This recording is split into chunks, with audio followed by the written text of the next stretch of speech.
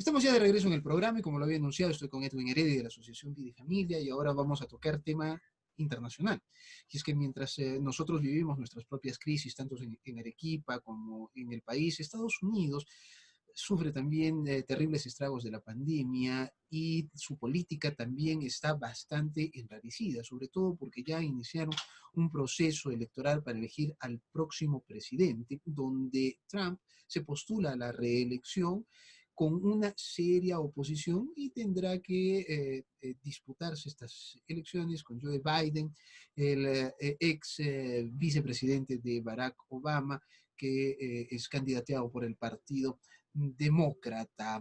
Edwin, gracias por estar conectado con nosotros. ¿Cómo estás, Enrique? ¿Cómo te va?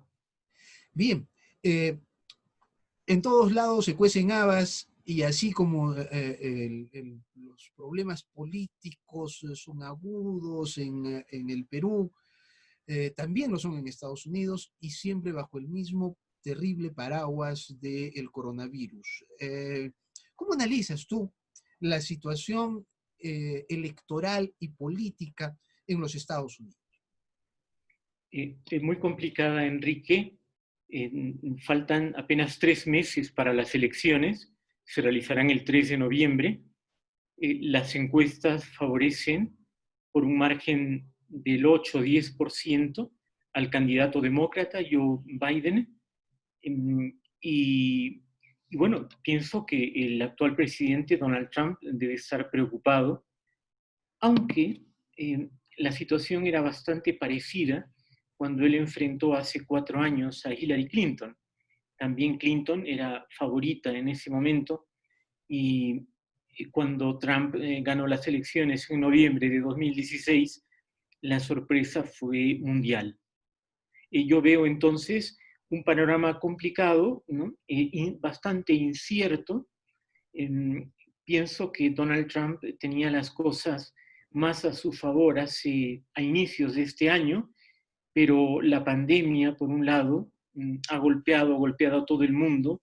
Estados Unidos tiene aproximadamente 150.000 fallecidos, ¿no? Pero es una nación con 320 millones de habitantes. Nosotros, hay que decirlo claramente, tenemos más muertos por millón de personas que Estados Unidos. Sin embargo, 150.000 fallecidos en una situación de contagio nacional, ¿no?, muy grande en los Estados Unidos, y luego todo el desorden que ha habido posteriormente al homicidio de George Floyd, el ciudadano negro, un homicidio flagrante, un homicidio clarísimo, pero que, creo yo, fue aprovechado por el movimiento internacional Black Lives Matter con fines político-ideológicos. Entonces, esta es la situación. Te digo, faltan 90 días, hay unos debates, hay 3 debates que van a sucederse en los próximos meses y bueno, pienso que ahí el votante norteamericano podrá decidir su voto.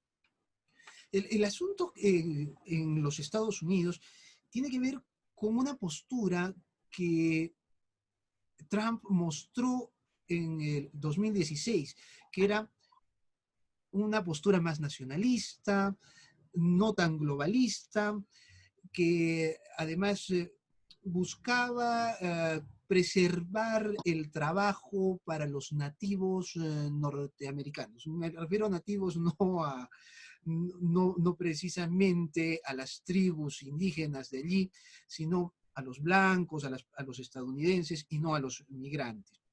Él quería hacer, dijo, un país donde los norteamericanos recuperaran sus buenas condiciones laborales, etcétera, etcétera. Pero todo eso se le ha caído y ahora tiene como desventaja, además, que no puede hacer campaña directamente.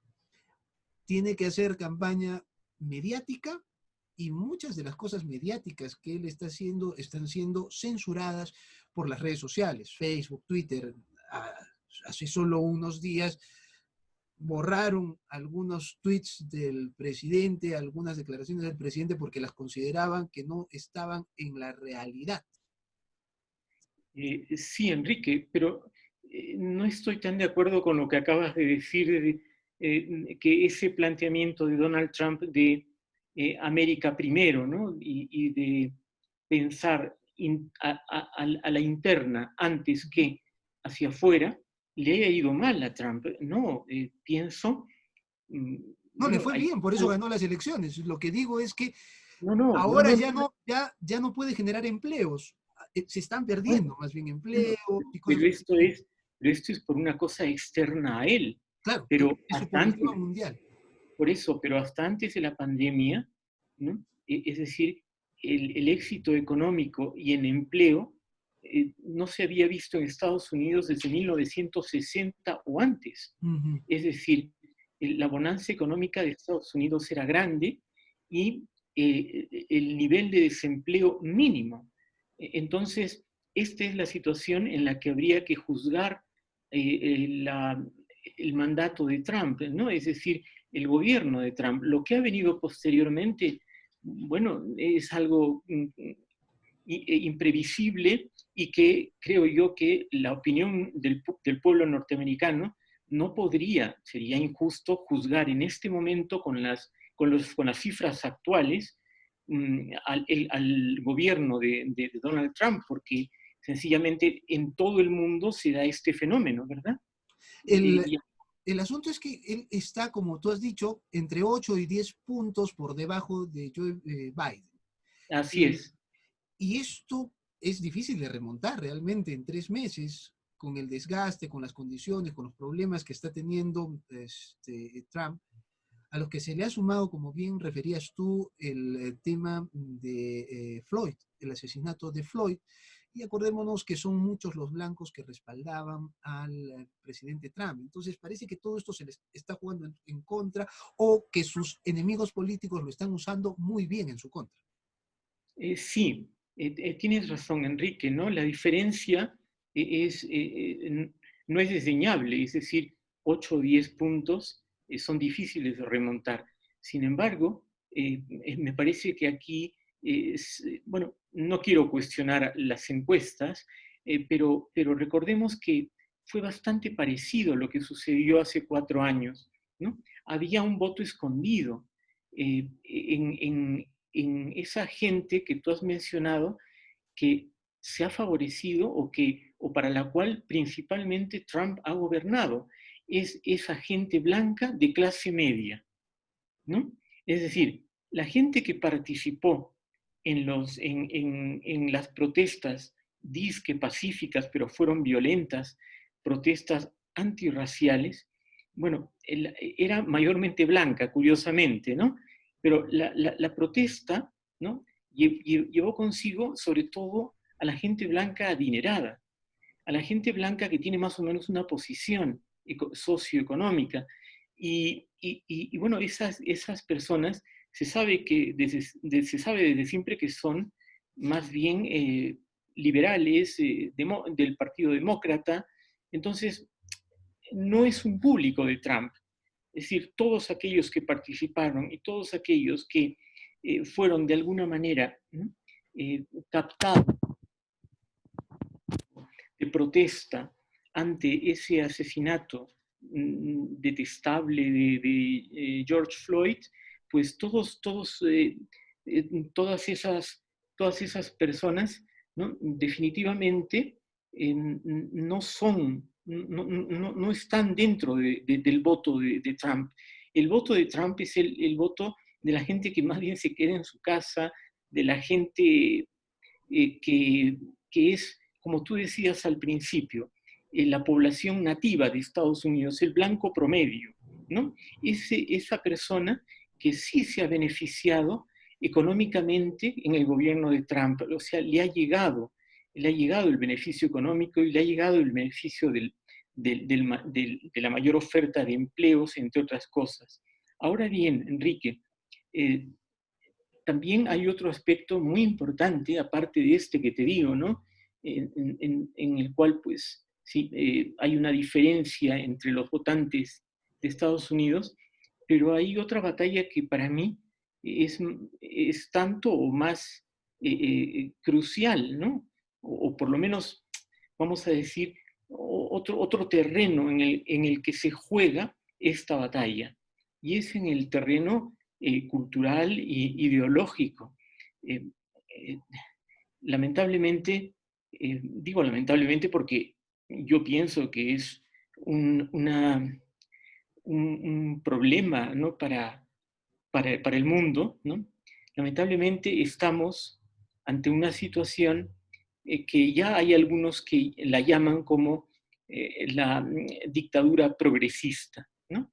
Es decir, de aquellos pues, que van por delante con sus ideas liberales y que, bueno, es un sí al aborto, es un sí a la eutanasia, un sí a las uniones, a toda la agenda LGTBI, es decir, pues un sí a los varios tipos de familia, etcétera, etcétera. Entonces, todo eso, lamentablemente, también es característica del Partido Demócrata.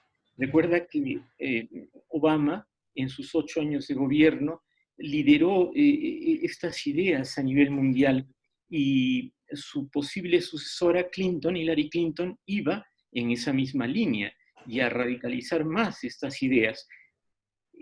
La progresía, vamos a decir así, mundial estaba con la ventaja que tenía Clinton poco antes, en el año 2016, antes de las elecciones, pero todo se vino abajo, y Trump sobre todo es una figura, ¿no? Una figura que es contestataria a todo aquello, aparte de lo que hemos hablado hasta este momento, del tema económico, el tema laboral, etcétera. Hay otro gran tema que se debate, que es el tema cultural, y que no es desdeñable porque ahí también hay una polarización en Estados Unidos, como también se da en todo el mundo. Hace 15 días, me parece, hablábamos de lo que sucedió en Polonia, ¿verdad? En las elecciones entre el alcalde de Varsovia y el presidente que iba por la reelección.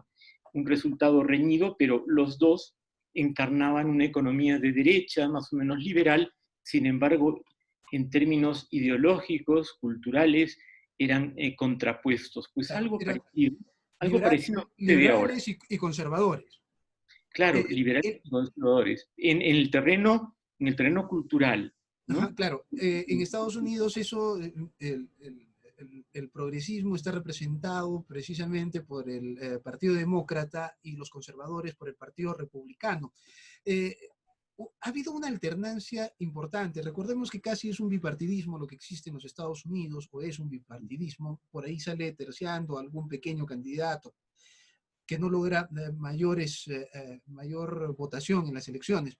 Pero recordemos, o sea, eh, Bush padre, 2 periodos, Bill Clinton, 2 periodos, 2 periodos de Bush Bush hijo, hijo, dos posterior, periodos de Obama, o sea, Obama. con esa alternancia, republicanos, demócratas, ¿tú crees que acá se rompa o crees que todavía existe la posibilidad de que Trump gane? Algunos dicen que, por ejemplo, la única posibilidad de que Trump gane es que gane en Florida, y en Florida no creo que sea muy factible que gane.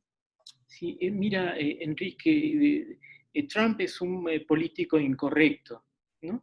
Esa ha sido su bandera. Yo te soy muy sincero, en cuando Trump se presentó en el 2016, cuando las elecciones de hace 4 años, para mí era impensable que Trump pudiese ganar, y lo hizo porque la sorpresa fue para todo el mundo.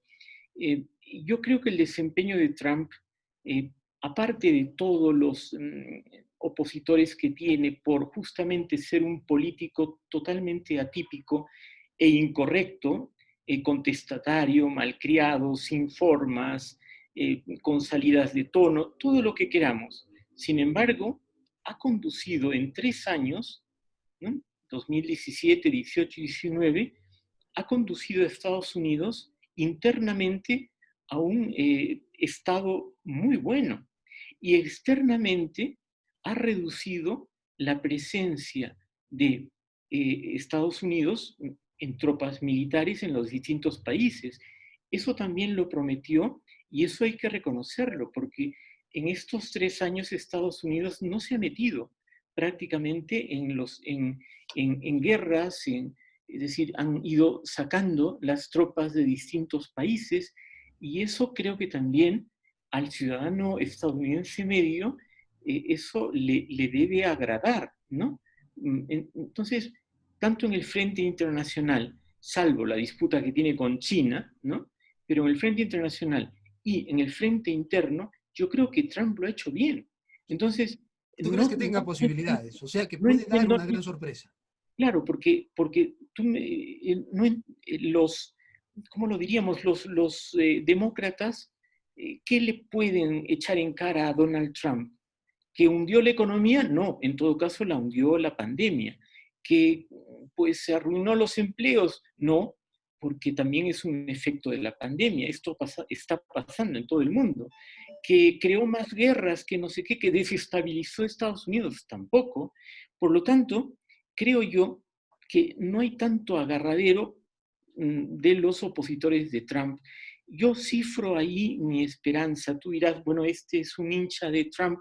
No, yo pienso que es un político que para los estadounidenses ha significado mucho, ¿no? En sus temas internos y en lo que particularmente a mí, como miembro de la Asociación Vida y Familia, una persona que pues, me puedo definir pro vida, pro familia, pro valores, pues sinceramente espero que Donald Trump pueda continuar, porque sí, mira, es de los pocos que hoy en día te puede decir la siguiente frase, ¿no? El sexo biológico hay que respetarlo, se es hombre o se es mujer. ¿Quién puede decir esto ahora en el mundo sin que le caiga toda la prensa internacional encima? Pues nadie, muy pocos. Sin Curiosamente, embargo, curiosamente, él y Putin, ¿no? el Putin, claro, Él y claro, Putin. Eh, efectivamente, ¿no? Edwin, te agradezco muchísimo, ha sido muy amable. Gracias a ustedes, amigos, por habernos acompañado. Nos reencontramos el lunes en Modo